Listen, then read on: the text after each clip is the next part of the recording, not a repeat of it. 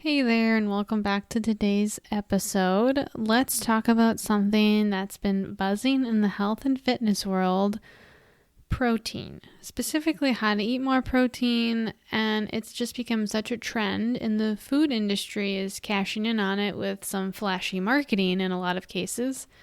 I'm sure you've seen it, labels screaming high protein on everything from waffles to granola bars to crackers. But here's the thing, many of these claims are misleading, and if you're only looking at the front of the package, you might be missing the full story. So today we're diving into how these high protein labels can be deceiving and what to look for on the label to avoid falling for the marketing. Plus, I'll share some truly protein-packed snack ideas you can rely on. As someone who previously worked in food marketing, I can definitely vouch for a lot of different things that are going on. I specifically remember I was in a board meeting discussing some new product ideas. I worked in ice cream. I was working for a premium ice cream brand, and there was a lot of buzz around the word handcrafted or crafted type ice cream. It just felt like luxurious or high-end or special. So I was asked to work some magic and make the ice cream sound better than it was. I suggested maybe we should make some changes to the formula to actually stand behind some of these claims, but to no avail. It was really just a move to try and stay competitive. And in reality, when you turned around the label on the crafted ice cream they were targeting, it was still full of sugar and junk. I think the one call out was there wasn't any high fructose corn syrup. Also, around the time I was working for this company, online shopping was big, like grocery pickup orders and all that. So all the retailers were requiring nutrition info on their sites, like Walmart, Kroger, all the big ones. And they usually wanted a description and some sort of call out, in addition to calories, fat, protein, all that. And I remember thinking, what am I going to call out for ice cream? What is good about ice cream? There's 3 grams of protein in here and a ton of sugar and carbs, probably some dyes and other crap. So it felt ridiculous to even try and promote ice cream as a health food.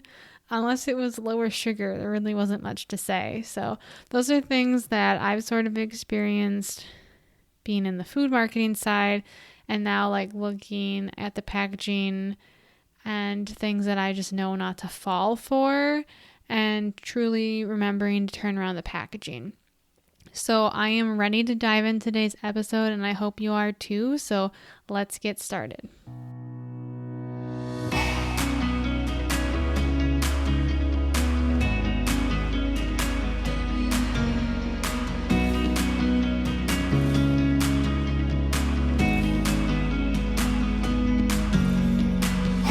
I'm Katie, and welcome to the Glucose Globe Show, where I'm making blood sugar balance for non-diabetics not just important, but actually fun and approachable.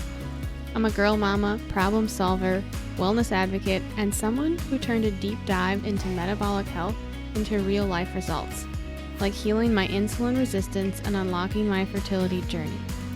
This podcast is your backstage pass to everything I've learned, and I'm still learning about glucose, longevity, how to beat your cravings, and stop feeling hangry. Why does this all matter? Because when your blood sugar's in check, everything just feels better, from your mood to your energy and overall health. Here we'll talk about glucose tracking, eating for balance, optimizing your health, fertility, navigating the healthcare system, a holistic approach to wellness, and biohacking your way to feeling amazing for years to come. I'm in the trenches right alongside you, working daily to manage my own glucose and have more energy for the things I love. So whether you're ready to kickstart your health, deepen your understanding of how food impacts your body, or just want a relatable space to learn and grow, you're in the right place. Let's get glowing. So how high protein marketing tricks you? Let's start with some of the products you've probably seen with those big, bold protein claims like pasta, crackers, waffles, and pancakes. Typically, these are frozen. Also, there's or the mix, you can buy, and then you add water and maybe some other things. Granola bars. So I think Nature Valley has like a high protein granola. There's like a whey protein isolate or something in there. Kind bars, Cliff bars. There's high protein oatmeal. You've got roasted chickpeas, which I will say I like. Great in moderation, but mostly carbs. There's also these like protein Pop-Tarts and cookies and all these things. And what are they putting in them? I mean, turn around the packaging and it's sometimes good and sometimes it's really not so great. So definitely worthwhile. So one of the brands I'm going to pick on is the Kodiak brand. I like some of their things. Their products, like graham crackers, waffles, pancakes, they have protein in them, but when you flip over the nutrition panel, it's maybe not as high of a protein count as you would think. So the Kodiak, like honey graham or their Bear Bite graham crackers. So there's 5 grams of protein, which is 5 grams. And then you have 17 grams of carbs and 7 grams of sugar, which 6 are added sugars within a serving, which is 15 pieces. So that's a pretty generous serving. But if you're looking at this, like 5 grams of protein is not going to outweigh the 17 grams of carbs. So essentially, these graham crackers, they're still carbs, just like any other regular graham cracker. They're not high protein. They're not going to do anything for your blood sugar except spike it. And I know, like, if you're tracking macros, like, sure, that 5 grams of protein counts, but on its own, like I said, not enough to keep you full in between meals. Same thing with the waffles and pancakes. So looking at the buttermilk and vanilla frozen waffles from Kodiak Cakes, 2 waffles is a serving size, so that's 250 calories just for these 2 waffles. There's 26 grams of carbs, 7 grams of sugar, 12 grams of protein, which is what they're calling out. They also have 11 grams of fat. I mean, it's pretty good. So again, 26 grams of carbs for that serving. That's a lot compared to the 12 grams of protein, which isn't really a lot. That's like 2 eggs too. So with this, you need to know that these are carbs and you need to add protein and fat to them. I love adding yogurt, nut butters, eggs, like making this a breakfast. Maybe it's sausage links. Like, don't make the waffles your main component. Like, build off of them and create that balance. So just some few things to look for. We've kind of been talking about this, but the protein versus carb ratio. If the carbs like massively outweigh the protein, it's not really a protein rich food. Can you add that protein or add it up in your macros? Yes, it's protein, but it's not enough to not add other protein to these. They're still carbs. Looking for added sugars, refined flours, vegetable oils, and the serving size. So there is a type of waffle. I think it's like the really bigger, fluffy ones from Kodiak. Like just one is a serving. So just be mindful of keeping the serving there. Because if you would then add like another waffle, you'd be, adding so many extra carbs. If in your mind you're thinking it's a protein food, you're truly just adding more carbs to your plate. And you need to make sure you're adding the protein and the fats and fiber if you can. Maybe you add some nuts or seeds or something. So we've talked about this a little bit, but let's talk a little bit more about how you can make some of these high protein packaged foods more balanced. So the graham crackers, maybe you pair with nuts or cheese or jerky. Maybe you make a little snack plate. Stick to the serving size on the crackers, or maybe even less. Weigh them if possible. I like using a scale on occasion. The waffles and pancakes we talked about. Add the nut butter, whole Greek yogurt, eggs, sausage. Don't be afraid of butter and fats. It's going to help offset the spike from the carb heavy portion of the meal. The whole grain or high protein granola, I don't know. I think they taste kind of weird. I would almost skip those. And I'm not also, I should be clear, I'm not advocating for eating these high protein graham crackers necessarily either, but if it's your jam and you want to find a way to eat them, definitely pair them. So the granola, sometimes there's some weird stuff in those ingredient lists. I know I bought one at Aldi once. I think I said Nature Valley has one. I'd probably skip that. I have a homemade granola that I'm making. I can share that. I would more see it as a carb, like I said, and just get like the regular kind or make your homemade. Purely Elizabeth is another brand I like, a little pricey, so that's why I've sort of opted to start making my own. But add the carb to like the Greek yogurt or cottage cheese, or maybe if you want to do it like a cereal with whole milk. And I like adding chia seeds for fat and fiber, so that's an option. But I would probably skip like these high protein granolas. They're adding a bunch of stuff in there that I just don't like to see on the ingredient list.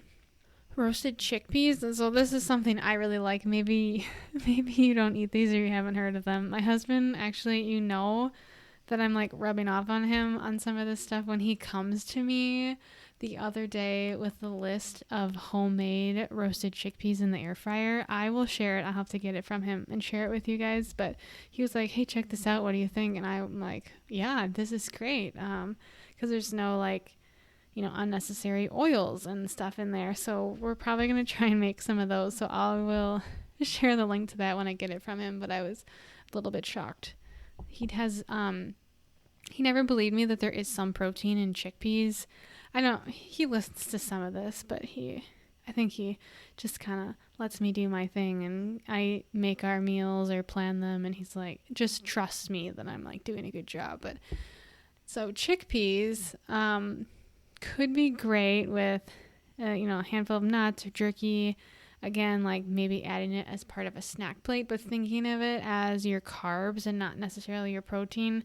I think the kind I get, I'm blanking on the brand right now, but I think they say there's like 6 grams of protein per serving, but there are a lot of carbs.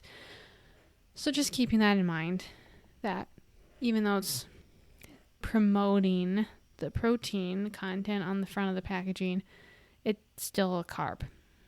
So let's talk about some snack ideas. Popcorn is something we haven't talked about, but I love popping our own in olive oil or coconut oil on the stovetop. That is really great, I found, by itself. Now, for you, popcorn might cause a spike, and it is mostly carbs, but when you add the oil, for me, it seems to be okay. I can have a couple cups without it spiking, but maybe you add jerky or nuts and, kind of add a little snack plate there. Roasted edamame, I love that too. It's got high protein, really great. You also could add that to beef sticks. Perfect bars I really like. I talked about that recently on Instagram. I found that, there's a higher carb and sugar in them, but there's also a ton of great fat in them, so they don't really spike my blood sugar that much. I do see a rise, but I would even say you could eat that by itself. It's also pretty high in calories, so I don't know how much more I would add to that. Maybe you cut it in half and then pair with other things, just something to keep in mind. Crackers. So I do this homemade sourdough crackers. Those have been really good. Almond flour crackers are great. The Simple Mills are good. Again, carbs. So I like pairing them with cottage cheese. My husband thinks that's weird, but I think it's really good. So if you're going to have crackers, maybe that. I don't know that just cheese slices is enough. I think the protein content in the cottage cheese is better. Could also add in jerky or something like that. Other things to add, pistachios are really great. They actually have some good protein content. I think it was like 6 grams per serving in the Aldi brand I bought. Really good healthy fat. So it's a nice little all-inclusive snack. Adding a hard-boiled egg to something is really great. If you want to have, the waffles and pancakes, I would prefer like over easy eggs, but you could add hard-boiled eggs to a lot of different snacks, your crackers or your snack plate and things like that. So those are really easy. We've talked about beef sticks or jerky. really great to kind of add in when you want some of these carbs.